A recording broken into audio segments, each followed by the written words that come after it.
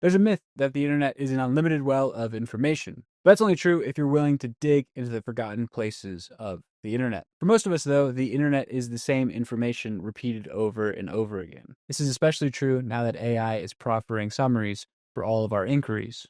We're all getting the same information conveniently offered at the top of every Google search. Even if you do the increasingly rare task of clicking into an article, you have no idea if the author used AI to do its research. There's no escaping it. So the question becomes, what happens to creative work when we're all drawing from the same sources? What happens to creativity if we're all thinking the same thoughts?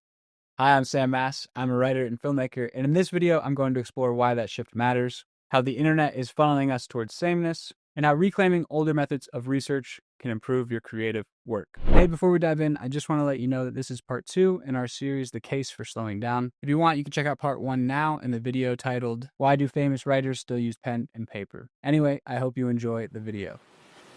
Once I was a scuba diver in a sea of words. Now I zip along the surface like a guy on a jet ski.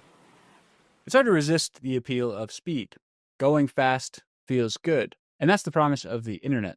Instant results and instant gratification. And we very quickly become accustomed to this speed. But that speed comes at a price. It feels satisfying in the moment, yet it strips the deeper and more fulfilling experiences that only come with patience and time. And for me, there are 3 big things that are lost when I research online. They are the loss of serendipity, the loss of friction, and the loss of productive daydreaming. So let's take a look at number 1.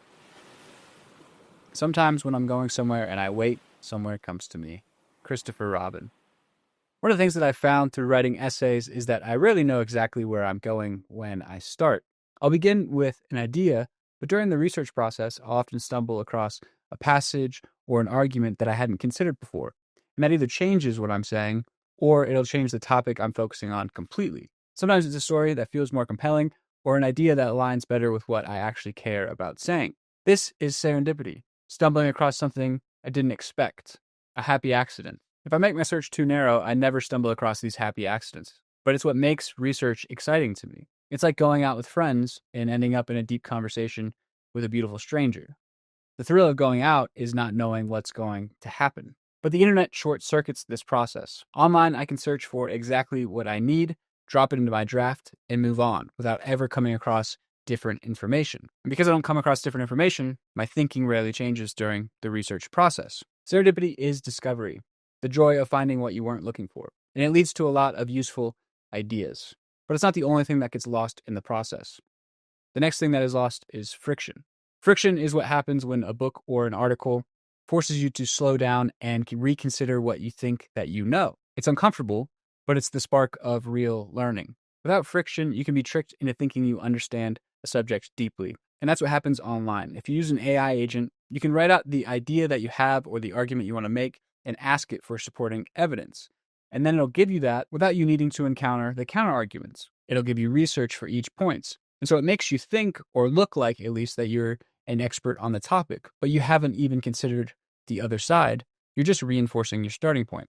And offline, this friction is unavoidable. As you turn through pages trying to find the information that you need to support your argument, you will constantly run into perspectives you hadn't considered and examples that push back on your thinking. You're forced to reconcile the fact that you might be wrong. And that forces you to slow down and really think. And during that thinking process, our third benefit emerges. Nothing is more necessary to the cultivation of the advanced sciences or of the elevated portion of the sciences than meditation.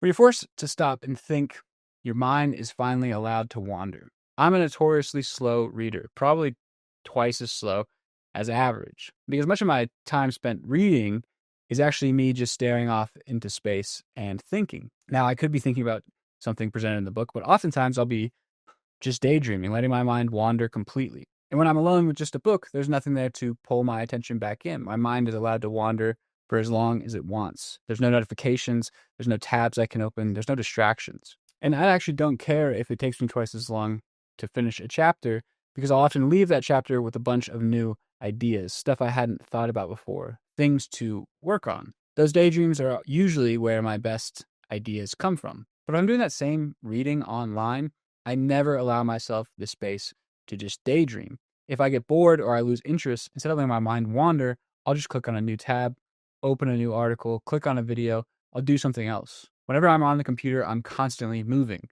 Even if I encounter something profound, instead of sitting with it for a minute, I'll often just click on to the next thing. There's no space for digestion. So serendipity brings discovery of new ideas, the friction challenges those new ideas, and the daydreaming completes the cycle by allowing these ideas to sink in. And together, they form this cycle of real thinking, the kind of thinking that forms new ideas as opposed to just regurgitating what I heard somebody else say. And that matters right now more than ever. If you're a creative and you're sharing your work online, you're stepping into one of the most highly competitive spaces in human history.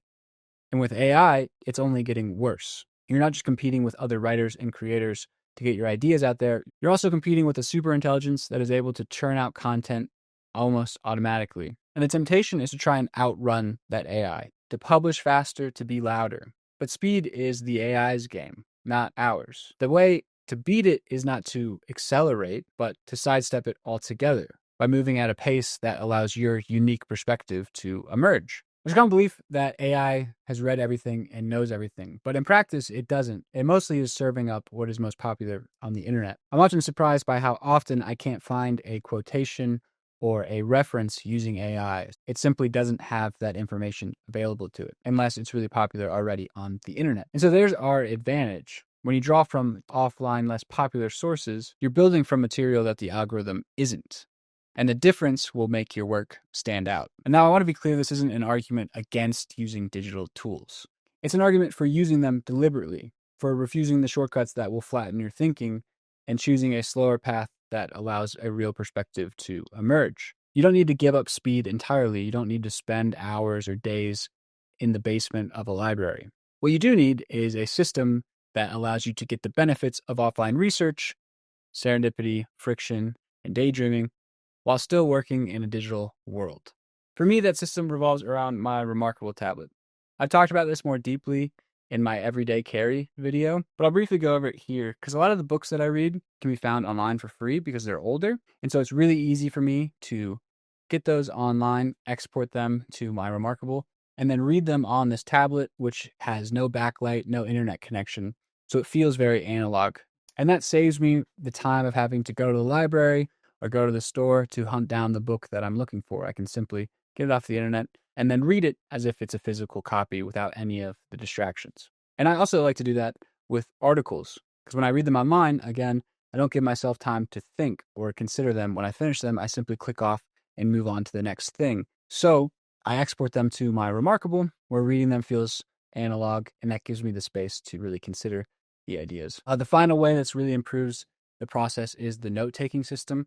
So before, I would make a lot of notes in the margins of books, but then to save those for later, like if there was a quote I wanted to use for a future essay, I would have to hold open the book with one hand and type in the quotation letter by letter with my other hand. And that proved to be too much friction in that I have tons of books with a lot of notes in them that I've never written up anywhere else. But with the Remarkable, it makes it really easy to save the passages that I want to remember. All I do is highlight them, mark the page, export the page into a PDF, and then from there I can copy and paste it into a Google Doc for easy reference. So the result is I get a lot of the benefits of reading analog, but I have a lot of the speed of using the internet. The final point I want to make is that this isn't a rejection of search engines either. It's a rejection of taking the AI summary at the top of the search engine. That's the worst kind of digital shortcut. It's shallow, it's predictable, it's the same information that everyone else is getting. Used deliberately, they can lead to a lot of depth. You could find a lot of very good source material using them, but you have to know how to search correctly. I recommend checking out this article by Gwern on internet search techniques and how to find obscure sources. It's the best practical guide that I've come across. It's pretty dense, but there's a lot of valuable information in there. If you only read the books that everyone else is reading, you can only think what everyone else is thinking. In his essay, Scraping Training Data for Your Mind, the author, Henrik Karlsson, makes a similar point. He writes that the quality of your output can be thought of as a function of the search nodes upstream of you. Under this model, the quest for greatness, in whatever pursuit, can be reframed as a search problem. In a world of information abundance, how do you find good influences? But if you want your work to stand out, it might not be enough to find good sources, but also different sources. And that's why it matters to research in a more slow and deliberate way. It's not just nostalgic, it's strategic. Researching in this way isn't just about the information that you receive. It's about the influence it also has on your thought process. It forces you to slow down. It forces you to reconsider your position, and it opens the door to happy accidents you never considered. Thank you so much for watching. If you have thoughts, please leave a comment. I'd love to hear from you. Leave a like if you enjoyed the video. It helps out a ton. And subscribe for more videos on writing and analog tools. I'm trying to post every week for the next few months. So until then, I'll see you in the next video.